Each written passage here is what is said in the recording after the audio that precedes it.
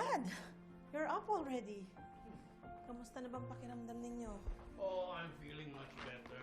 Oh, nag-abala ka pa. Alam mo namang may pagkain dito sa ospital. Bakit? Masama bang alagaan kong tatay ko? O nga pala, Dad, babalik na ako ng Pilipinas, ha? Nagkaroon daw ng nakawan doon sa ating department store, so I have to be there. Ay, may maitutulong ba ako?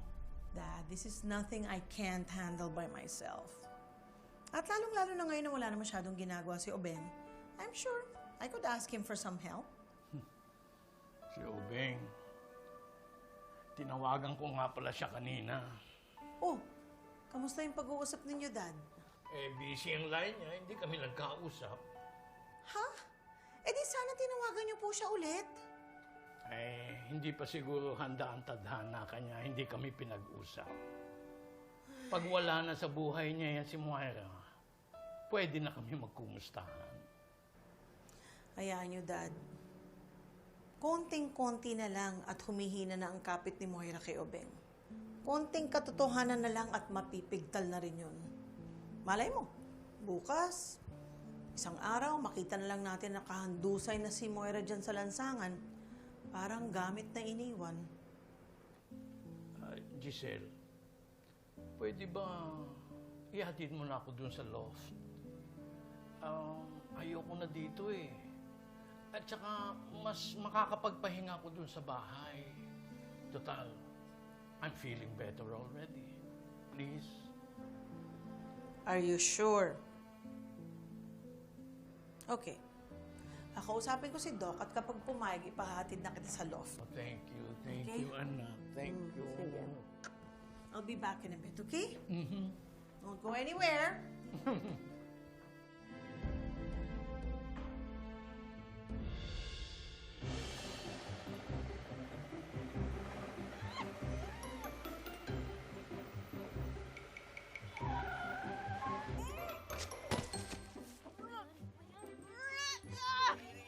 Kadiri naman! Ano ba yan? Sinabi naman kasi sa'yo, Manong eh! Ang bilis-bilis mo mag-drive, nakakahilo ka! Ano ba yan?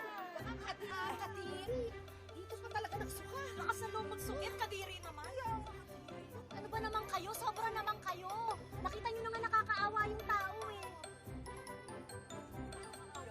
Palimos. Palimos? Palimos talaga? Pwede ba?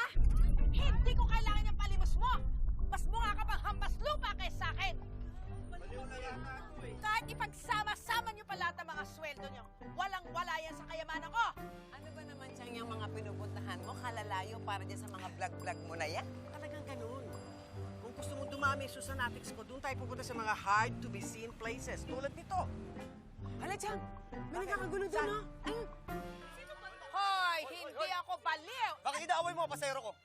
Bitiwan mo nga ako! Kung mga away ka lang ng pasahero, huwag ka nang sumabit! Eh, di wag! Pangit-pangit naman ang jeep mo! Di wala kang pang-upgrade! Lakas makaperwisyo eh! Lakas ang tama nito. Maleta ko yan ah! At suot-suot mo yung mga damit ko!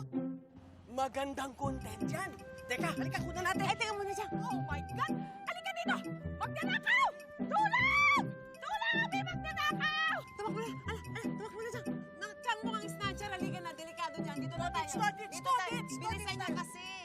Balik mo sa akin yung bag ko! Tulong!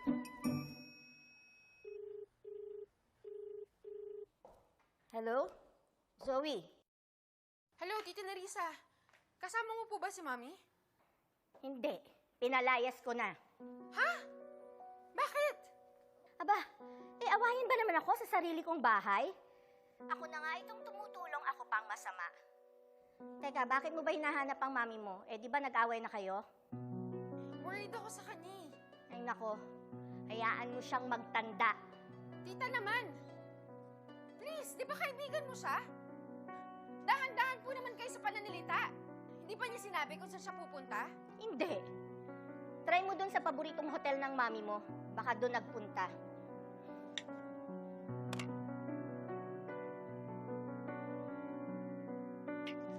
Ibalik mo sa akin yan! Magnanakaw!